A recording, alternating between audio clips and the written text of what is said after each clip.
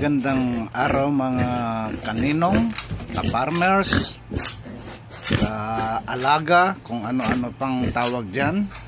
Magandang umaga po sa inyong lahat. Guys, gusto ko lang i-update sa inyo yung ating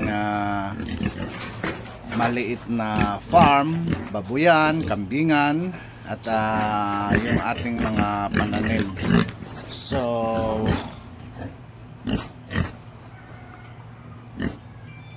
eto guys yung ating mga baboy at sa awa ng Diyos ay nakapag-dispose na po tayo at medyo mahirap pong alagaan yung mga native, kahit sabihin po nating upgraded na sila, hindi po sila gaanong lumalaki na tulad po ng mga hyper talaga. So guys, dito ipapakita ko sa inyo yung ating mga inahin. So eto guys, mga upgraded po yan, pero nagbabalak po akong palitan sila ng mga hyper para mag hyper po tayo. Sorry guys, hyper ba ang tawag doon, yung mga hybrid, parang ganun din lang yon. So eto guys yung bagong panganak, mga almost iwawalay ng mga ito. Bali 11 po silang lahat, pero parang mahina po yung isa. So thank you Lord sa mga blessings na ibinibigay mo po sa aming pamilya, at thank you so much din sa mga taong umaalalay, sumusuporta po sa atin. Ito po, buntis din po ito at malapit pong mga nakyan. So titignan po natin kung ano po ang magiging kahihinatnan, kasi marami po akong plano pero mahirap pong gawin. So ito guys yung pure durok na gagawin po nating barako. So malaki na po siya, mga 6 months pa siguro pwede nang gamitin. So dyan lang po banda sa baba yung ating maisan guys. Mamaya pupuntahan po natin yan. So update ko rin po sa inyo guys yung mga bagong dating po natin na kambing. Mga full blood po ang mga ito guys, at galing din kay Sowin Sayo Farm. So nasa 4 months old na sila, at eto, konting pagtsatsaga lang. Mga pag nasa 10 months old na sila ay pwede na po silang pakastahon or ready to breed na po sila. So una guys, may kinuha akong dalawang buntis pero medyo nagkaroon ng problema.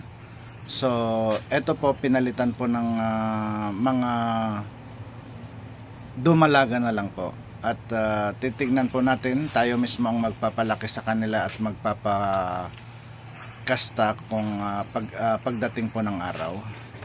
So thank you so much din kay Sir Ian dahil laging nandyan na umaalalay at nagbibigay po ng advice. So yan po guys ang update sa ating mga alaga, baboy at kambing. At pupunta naman po tayo sa mga pinapalinis po natin. Dito po yung mga mahogany natin guys, halo-halo. Dito yung binabalak ko guys na pabakuran sana at i-free-range yung mga native nating baboy, pero yung mga pinagawa kong poste ay ginamit po namin sa bahay kung nasaan po yung ating mga kambing ngayon. So na-extend na naman po, bali magpapagawa po tayo ulit, at yun po para po matupad yung mga plano natin. Ang mahirap lang guys ay hindi naman po tayo ganon kalakihan ng puhunan. So take times lang. Hintayin natin kung kailan po tayo magkaroon ng budget ulit, dahil hindi rin naman po basta-basta yung mga pambili ng materials o mga pang labor, mga ganon guys. So ito guys yung pinapalinis natin. Diyan mayroon po tayong kinuhang mga tao at pinamumunuan ni Loretta. So bali siya po ang namamahala sa mga cleaning sa ating farm. So eto guys, nagbabalak din po akong kukuha pa ng isang tao dahil mahirap po talaga kung kokonti sila at hindi pa po natin napapasok yung pinaka area 3 po natin at kulang-kulang po yun na 4 na hektarya, so medyo mahirap po.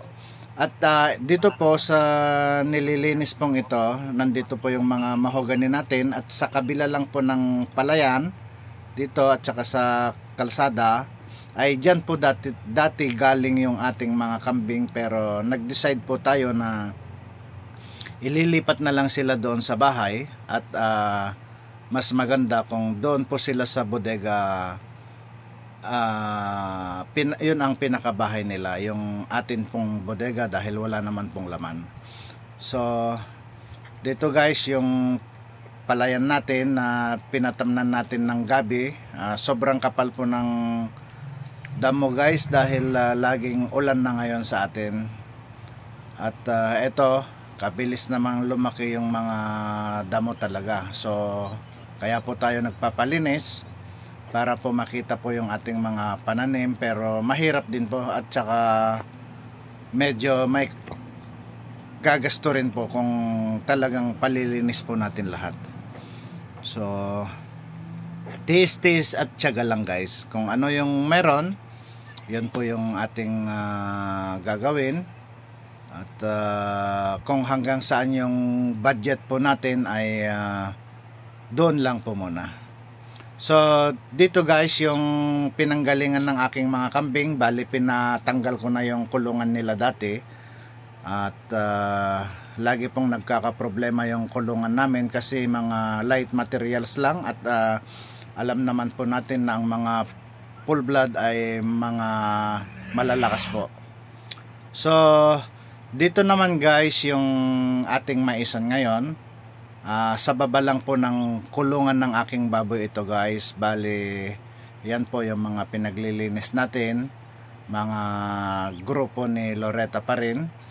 Pero yung nakikita nyo guys, gusto ko lang sabihin sa inyo na hindi po akin lahat po ang lupa na yan. Ang pag-aari ko lang po dyan ay nasa 7,000 square meter lang po. So nililinaw ko lang po kasi baka po magkamali kayo at may makapag-comment dyan na hindi naman akin yung nabidyuhan. Bali more or less 7,000 square meter lang po yung yung ating maisan dyan. Pero hindi po lahat mais ang tinanim natin. Bali yung iba pinatamnan natin ng mga gulay, may napier po para sa ating mga alagang kambing. So eto guys, biglang sibol po lahat yung mga damo dahil po sa madalas na pag-ulan. At eto na yung mga ibang nalinis, medyo maganda na pong tignan. Eto po.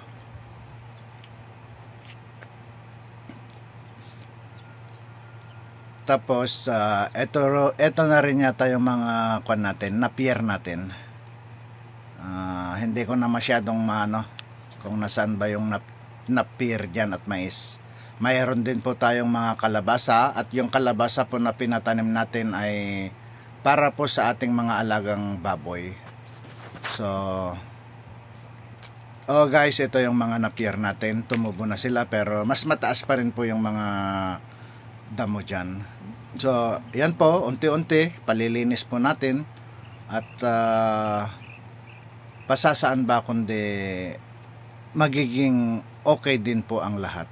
So eto guys, thank you so much po sa mga nagsusupport sa aking video. At maraming salamat din po sa ating Panginoon sa kanyang paggabay. Kahit po wala po tayo dyan sa Pilipinas, ay nakakagawa po tayo ng mga ibang activity na pandagdag po sa ating mga pangangailangan sa buhay na ito. At sana po yung mga kapwa nating OFW mapapanood ito at nang gayahin din, para sa ganon ay pagdating ng araw na tayo'y uuwi na sa bansa nating pinanggalingan, kung saan tayo pinanganak at lumaki, ay mayroon na rin po tayong aasahan na hindi po tulad ng iba nating nababalitaan dyan, tumagal, tumanda sa abroad, pag uwi sa Pilipinas ay zero balance po. So, yung mga iba dyan sa Facebook, nakikita ko, may mga nagtatanong kung ano na ang naipon sa pag-abroad. Ang mga iba sinasabi, resibo. Hindi naman po sa pagyayabang, Good morning, kahit paano, meron din po. Pero talaga sa true to life story, mayroon po yung mga tumanda dito sa abroad na talagang zero balance po. So, sana yung mga kapwa ko OFW dyan, hindi naman po ako sa nagmamarunong, kailangan po nating mag-ipon para sa ating kinabukasan, sa ating pagtanda, para po sa ganon ay hindi po tayo hirap pag uwi natin sa Pilipinas. At saka pagdating po yung araw na magpo-for good na po tayo ay siyempre uuwi at uuwi po tayo sa ating bansa. So guys, ganun na lamang po. Maraming salamat po sa inyo at sana wala pong masama sa aking mga sinasabi, kundi pang-encourage po sa lahat. At tulad ng sinabi ko, hindi po tayo nagmamarunong. Ako rin po, gipit pa rin hanggang ngayon. Pero ginagawa ko po ang lahat ng paraan. So, ito na po yung last update ng ating mais ngayon. At ito na po sila, malalaki na. Kaya lang may mga uod daw sa mais ngayon dahil lagi pong umuulan. Yun po ang kalaban natin sa mga ating pananim guys, mga uod. Hindi ka tayo maisa. Pero mas maganda na po kung mayroon po tayong mga ganito na pinagkakaabalahan, para sa ganun po guys ay malibang po tayo. So okay, once again, thank you so much sa lahat. Thank you Lord sa mga blessing na binibigay mo sa amin, at sana po ay hindi po kayo magsasawa, hindi ka po magsasawa sa amin. At may dagdag, may pagkukunan kami ng dagdag sa aming mga pangangailangan. Thank you Lord.